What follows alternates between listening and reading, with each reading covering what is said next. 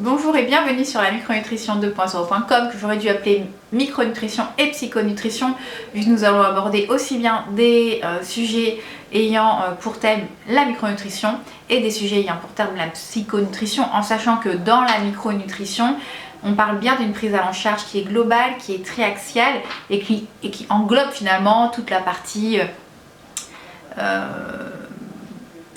psy dirons-nous, puisque gestion des émotions, gestion des comportements, des pensées, voilà, donc ces deux disciplines finalement, l'une s'intègre dans l'autre dirons-nous. Donc aujourd'hui, je vais vous parler de l'estime de soi. Je compte vous faire, je pense, de nombreuses vidéos à ce sujet, il y a énormément de choses à dire. Alors pourquoi est-ce que je vous parle d'estime de soi aujourd'hui dans cette vidéo? Parce que bien évidemment, je fais de la psychonutrition. Et on s'est rendu compte que l'estime de soi était, en tout cas les troubles de l'estime de soi, étaient corrélés à une augmentation des troubles des conduites alimentaires. Donc qu'on retrouvait régulièrement chez des patients qui étaient atteints de troubles des conduites alimentaires type boulimie, anorexie, hyperphagie, présentaient des déficits ou en tout cas des troubles de l'estime de soi. C'est ce pourquoi je me suis intéressée plus particulièrement à ce sujet. De psychologie. Et en fait, on a en psychonutrition et notamment en nutrition comportementale individualisée, le Collège médical de nutrition comportementale, le CMNC, a développé d'ailleurs des formations sur l'estime de soi. Le groupe l'ARENA, Pilège, Insudiette a développé un outil qui a été validé scientifiquement qui s'appelle l'outil Estime. C'est un outil d'aide au diagnostic que l'on utilise et pour justement mettre en avant les troubles du comportement alimentaire et proposer aux patients la prise en charge la plus adaptée. Et nous avons une catégorie qui est spécifique à l'estime de soi. Donc c'est ce pourquoi je me suis vraiment intéressée à l'estime de soi. J'ai voulu améliorer ma prise en charge et proposer une prise en charge vraiment plus personnalisée, spécifique aux patients. Et dans cette catégorie estime de soi, on retrouve les trois catégories, les trois sous-catégories, on va dire, qui déterminent un peu l'estime de soi. L'apparence, donc c'est-à-dire la manière dont vous jugez votre corps, votre aspect physique, votre apparence physique. Il y a la notion de compétence sociale, donc la place que vous prenez dans la société. Et puis on a la notion de performance. Donc ces trois notions auront tendance, si elles ne sont pas correctement équilibrées, à créer des troubles de l'estime de soi. Au niveau performance, bien évidemment, il y a des situations où il est bien de se mettre en compétition, où il est bien de vouloir réussir, de se mettre dans une position de compétition. Mais si on le fait tout le temps, ça ne va pas aller et ça va déséquilibrer l'estime de soi. Les compétences sociales, comme je vous l'ai dit, l'estime de soi ne peut s'envisager que dans la relation à l'autre. Donc les compétences sociales, c'est la reconnaissance des autres, notre capacité à créer des liens d'amitié, des liens professionnels, voilà, à rentrer en relation avec l'autre. Et puis l'apparence physique, c'est souvent en psychonutrition ce qui pose le plus de problèmes. C'est les pensées, les jugements que l'on a sur notre physique, et vu la pression sociale que l'on a aujourd'hui sur cette notion de corps idéal parfait, c'est une véritable pollution avec des objectifs qui sont inatteignables et qui fait qu'on a une stigmatisation corporelle, une acceptation corporelle qui est complètement mise à mal. Et on travaille énormément là-dessus. D'ailleurs, je pense que je vous ferai des vidéos très spécifiques sur l'acceptation corporelle et sur cette comparaison qu'on a en permanence avec des corps complètement irréalistes.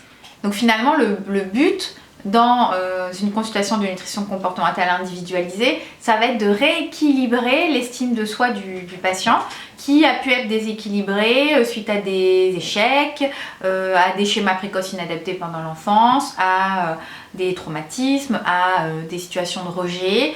Et le but, voilà, ça va être de rééquilibrer cette estime de soi pour qu'elle ne pose plus de problème, qu'elle ne soit pas trop développée, qu'elle ne soit ni trop haute ni trop basse, et qu'elle soit stable. Et Christophe André a également mis en avant ce phénomène de lien un petit peu de cause à effet ou cause-conséquence entre les troubles de l'estime de soi et les troubles des conduites alimentaires.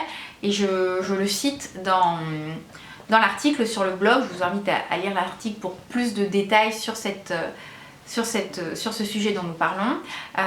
Donc il dit, il y a des boulimies de soi-même, des inflations de l'ego, où l'on se remplit de soi et puis où on se vomit. Donc on voit bien toute cette métaphore de la boulimie. Et il y a souvent ensuite de l'anorexie, des anorexies de soi, où l'on se réfugie dans l'ascèse et la privation, où l'on se croit grandi et se renforcer en s'ignorant et en se maltraitant. Donc toute la partie anorexie.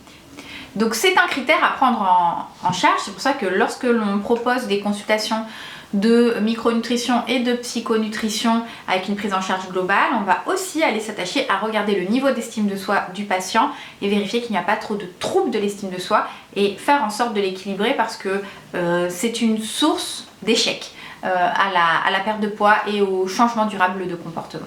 Alors, après cette petite introduction, nous allons en venir au sujet même de cette vidéo. Est-ce que vous avez une estime de vous-même qui est stable, suffisamment haute, pas trop basse et pas trop instable?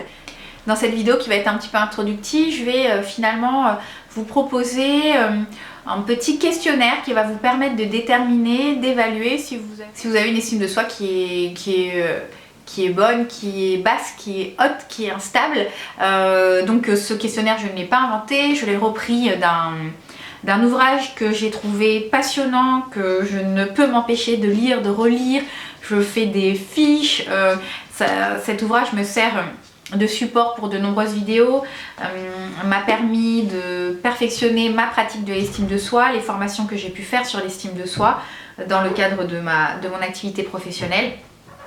C'est un ouvrage qui est grand public, mais que je trouve vraiment très très bien fait, même pour les professionnels de santé. Il s'agit d'un ouvrage du docteur Christophe André qui s'appelle « Imparfait, libre et heureux, pratique de l'estime de soi ». Aux éditions Odile Jacob. De toute façon, il a pas mal d'ouvrages qui sont aux éditions Odile Jacob et celui-ci est vraiment très intéressant. Moi, encore une fois, il m'a servi vraiment à titre personnel, dans ma vie privée, dans ma vie professionnelle, voilà, ça m'a beaucoup servi. Voilà, je surligne, ça me permet de faire des fiches, ça me permet de trouver de nouveaux sujets de vidéos, ça me permet d'améliorer ma compréhension de l'estime de soi. Et je vous recommande cet ouvrage, je vous mettrai le lien Amazon en barre d'infos. Et donc voilà, c'est dans cet ouvrage que j'ai trouvé ce questionnaire qu'il propose afin d'évaluer votre niveau d'estime de soi. Alors en sachant que l'estime de soi, qu'est-ce que c'est? Finalement, c'est le regard, le jugement que l'on va avoir sur soi et aussi au travers le regard et le jugement des autres, vu que nous sommes une espèce sociale et que donc l'estime de soi ne peut se concevoir qu'en société. Et l'estime de soi, finalement, je ne rentrerai pas dans le détail dans cette vidéo parce que ce n'est pas le but. Là, on va vraiment juste essayer d'aller évaluer quelle est votre estime de vous-même. Mais l'estime de soi, il faut déjà bien prendre conscience qu'elle est extrêmement dépendante finalement de la reconnaissance sociale. Donc c'est pour ça que c'est le regard que l'on porte sur soi-même, mais toujours avec cette notion de relation aux autres. Alors l'estime de soi, ou plus précisément la juste estime de soi, qu'est-ce que c'est? C'est pas se surévaluer, c'est pas se trouver mieux que ce que l'on est, ça ce serait une espèce de forme de narcissisme. Ce n'est pas non plus se dévaloriser, se sous-évaluer, avoir des difficultés à reconnaître ses qualités. Là, on pourrait aller dans l'extrême, dans une certaine forme de masochisme. Donc c'est finalement de trouver le juste équilibre entre je me surévalue et je me sous-évalue. Je suis capable de reconnaître mes qualités, mais je suis aussi capable de reconnaître mes défauts. Donc l'estime de soi, c'est pas se sentir supérieur aux autres, ça serait se surévaluer. C'est pas non plus se laisser complètement intoxiquer par notre critique intérieure et pas être capable de reconnaître les valeurs que l'on a. C'est vraiment trouver ce juste équilibre. Et on sait aujourd'hui que l'estime de soi, il a été déterminé, on va dire qu'on a des prédispositions, il a été créé dès notre enfance par 3 facteurs principaux, que sont déjà l'amour inconditionnel de nos parents, c'est-à-dire le fait que nos parents nous aient aimés, quels que soient nos succès et nos échecs. L'amour, cette notion d'amour inconditionnel, on le retrouve très régulièrement et il est extrêmement important. Deuxièmement, il y a cette notion de rapport au succès et aux échecs que l'on a eus et la réaction que nos parents ont eue face à nos succès et face à nos échecs. Bon, c'est l'éducation qui nous a été inculquée par nos parents, la manière dont ils ont réagi à nos succès et à nos échecs.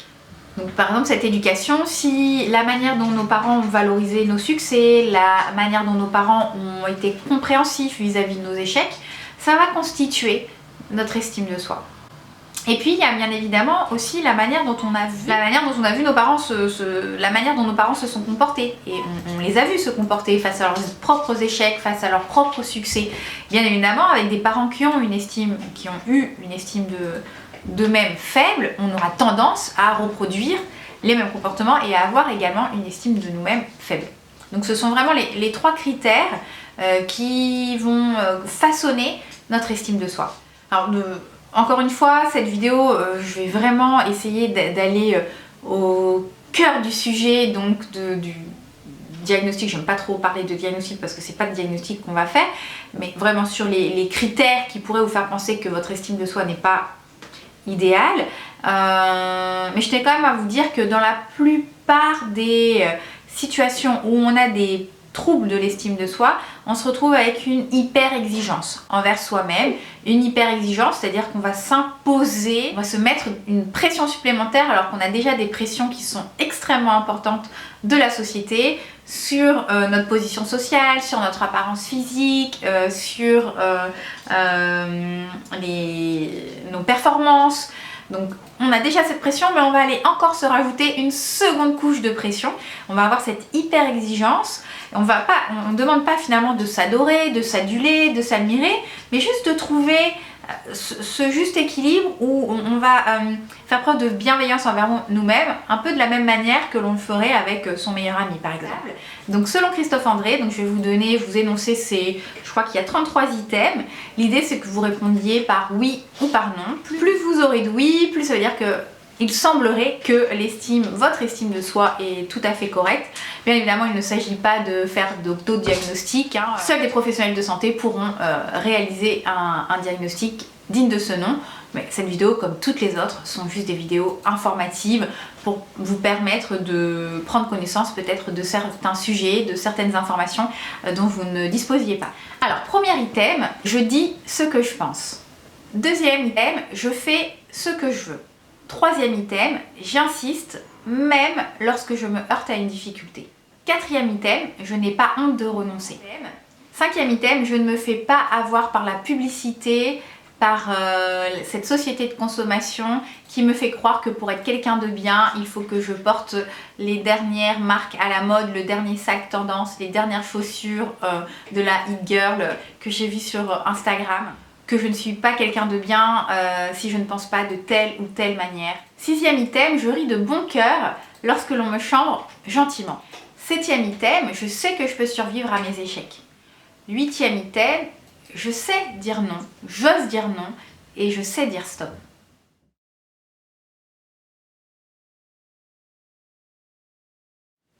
Dixième item, je suis mon chemin même si je suis seule sur ce chemin. 11e item, je me donne le droit d'être heureuse, d'être heureux. 12e item, je me donne le droit et je me sens digne d'être aimée. 13e item, je supporte de ne plus être aimée par l'être aimée, même si cela me fait du mal et que cela me rend malheureuse sur le moment.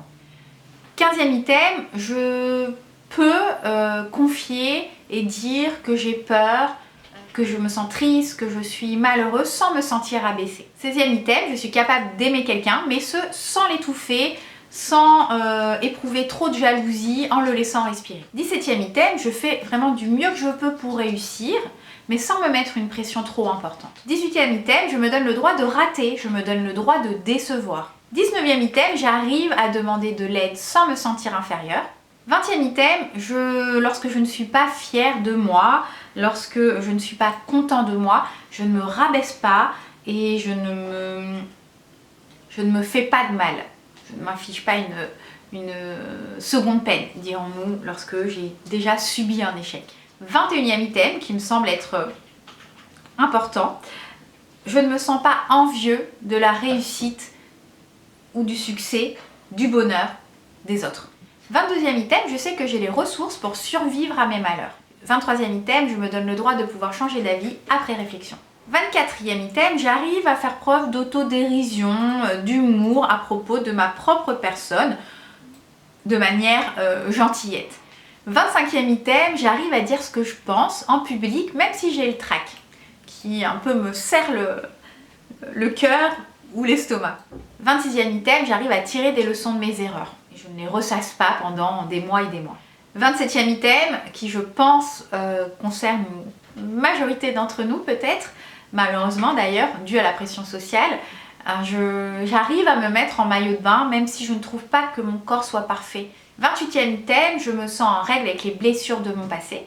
29e item, je n'ai pas peur de l'avenir, en tout cas je ne ressens pas une angoisse, une anxiété importante sur ce qui va se passer demain. 30e item, qui je pense résume très bien ce qu'est l'estime de soi. Je trouve que je suis quelqu'un de bien, avec mes qualités, mais aussi avec mes défauts. 31e item, je trouve que je progresse au fur et à mesure des expériences que me propose la vie, et je tire d'ailleurs des leçons de ces expériences. 32e item qui est extrêmement important et qui fait un petit peu la base de la thérapie ACT, de l'acceptation et de l'engagement, qu'on a parfois un petit peu de mal à comprendre, mais je vous ferai une vidéo à ce sujet, voire même peut-être plusieurs vidéos.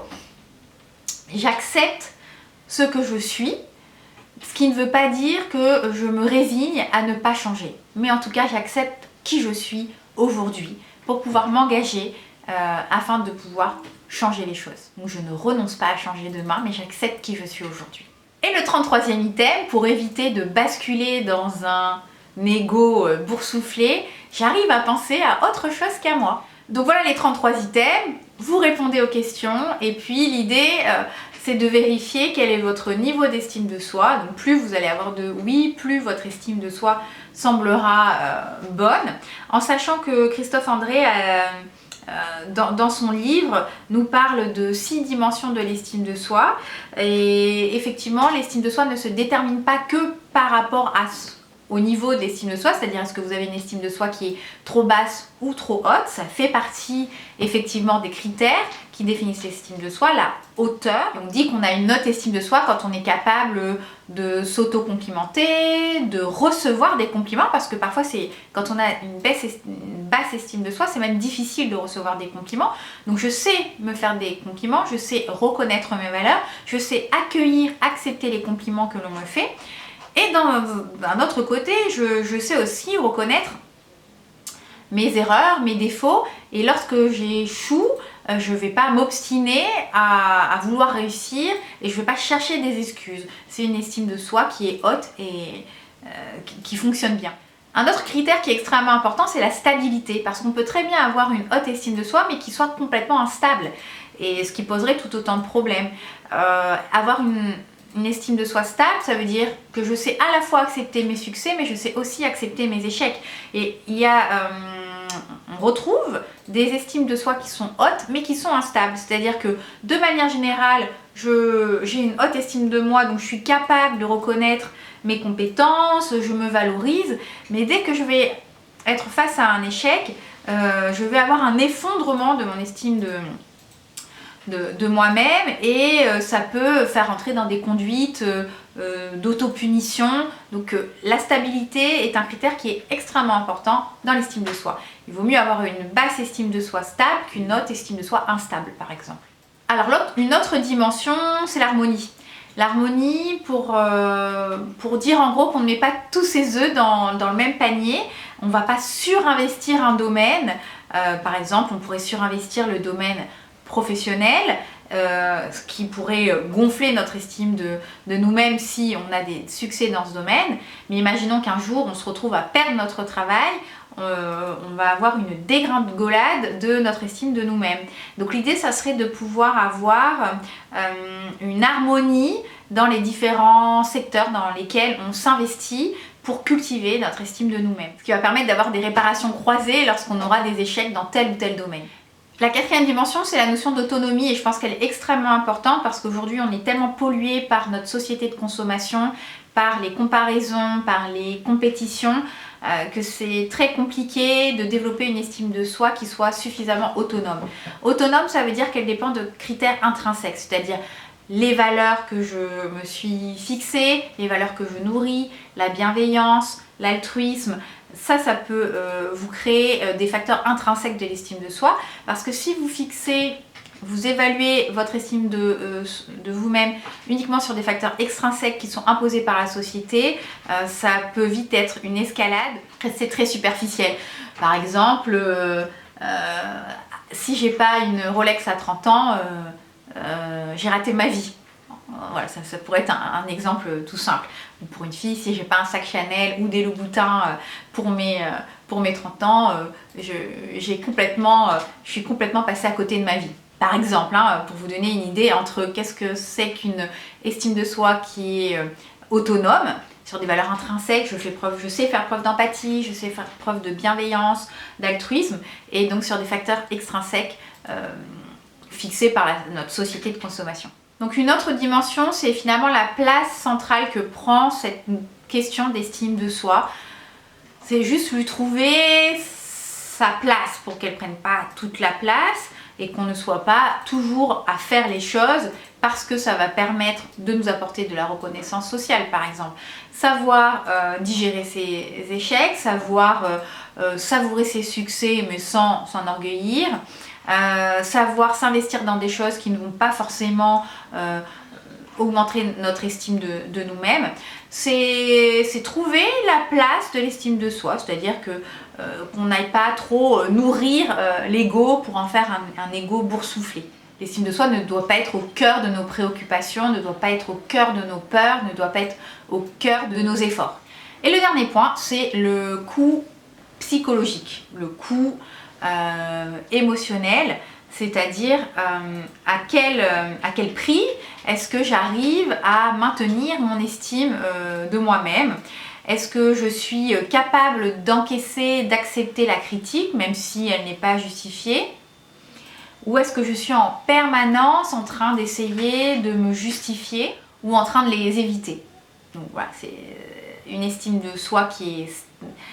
Une bonne estime de soi, il n'y a pas un surinvestissement, il n'y a pas un surcoût psychologique et émotionnel. Capable de laisser passer les choses, de les accepter et de ne pas toujours être dans la justification. Donc avec ces 6 dimensions, le docteur Christophe André finalement détermine la juste estime de soi, qu'il ne faut pas confondre bien évidemment avec l'obsession de soi, avec cet ego boursouflé. Et il nous met en garde à juste titre contre ces 3 grands fléaux qui ont été repris justement par l'outil estime que l'on utilise dans les consultations de nutrition comportementale individualisée. Je vous en ai donc parlé en début de vidéo. La performance, les performances, l'apparence physique et les compétences sociales. Il nous met en garde car ce sont souvent ces 3 aspects qui font qu'on a des troubles de l'estime de soi. Donc il est bien évidemment, comme je vous l'ai dit, normal de vouloir réussir.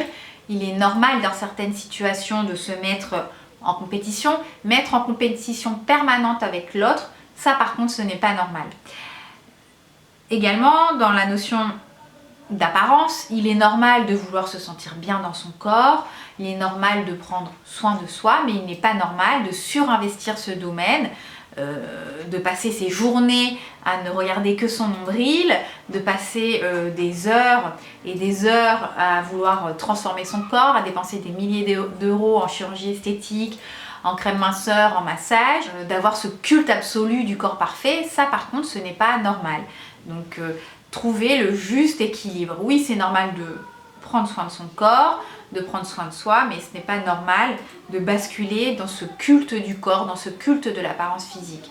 Et concernant le 3e fléau, les compétences sociales qui sont donc fortement liées finalement à cette notion de consommation, d'abondance, il est normal de vouloir assouvir ses besoins, dirons-nous primaires, d'avoir un toit sur sa tête, d'être correctement logé, de pouvoir se nourrir, de pouvoir se vêtir, de pouvoir subvenir à ses besoins, mais il n'est pas normal de rentrer dans ce cercle vicieux de la surconsommation, de vouloir avoir toujours plus que les autres, de se comparer aux autres. Alors la juste estime de soi finalement c'est quoi?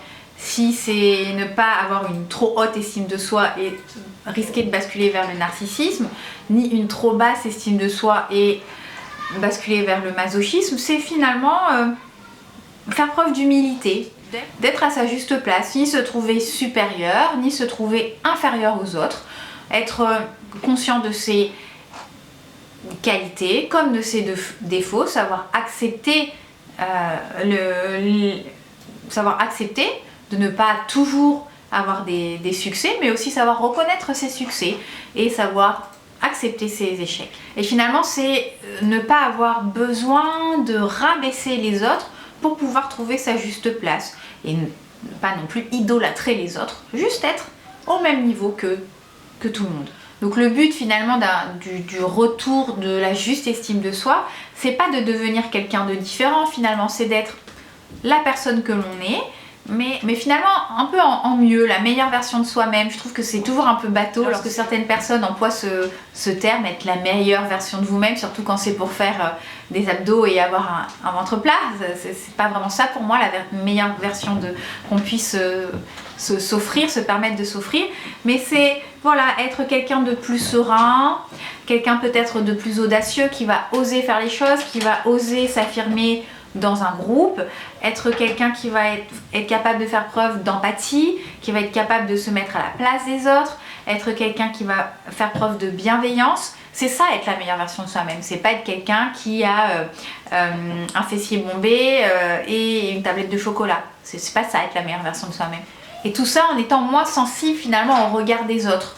Toujours garder cette certaine distance par rapport au regard et au jugement que pourront porter votre entourage sur vous-même. Et au final, une fois que vous aurez retrouvé, si vous avez des problèmes, des troubles de l'estime de soi, que vous mettez en place un programme, un protocole pour vous aider à retrouver le juste équilibre, une fois qu'il sera retrouvé, que vous aurez retrouvé votre juste estime de vous-même, l'idée, ça sera finalement de l'oublier. De laisser l'estime de soi respirer tranquillement, comme vous-même vous respirez, sans même y penser, sans même y accorder de l'importance ou de la réflexion, de manière autonome, totalement autonome, pour pouvoir justement vous centrer, vous intéresser au monde et aux autres. Un peu oublier, finalement son but final, une fois qu'elle est équilibrée, c'est de se faire oublier. Tout simplement. J'espère que cette vidéo vous aura plu, que vous aurez réussi à répondre sans trop d'encombre aux 31 items proposés par le Dr Christophe André. Je vous retrouve sur le blog si vous voulez avoir la version beaucoup plus détaillée de cette vidéo, donc sur l'estime de soi. Il y en aura plein d'autres sur cette chaîne. Et je vous encourage donc à acheter l'ouvrage de Christophe André, Imparfait, libre et heureux. J'espère que cette vidéo vous aura plu. N'hésitez pas à me donner en commentaire votre nombre de oui à ce petit questionnaire et à me partager vos impressions sur cette première vidéo sur le thème de l'estime de soi. Il y en aura bien d'autres. À votre santé!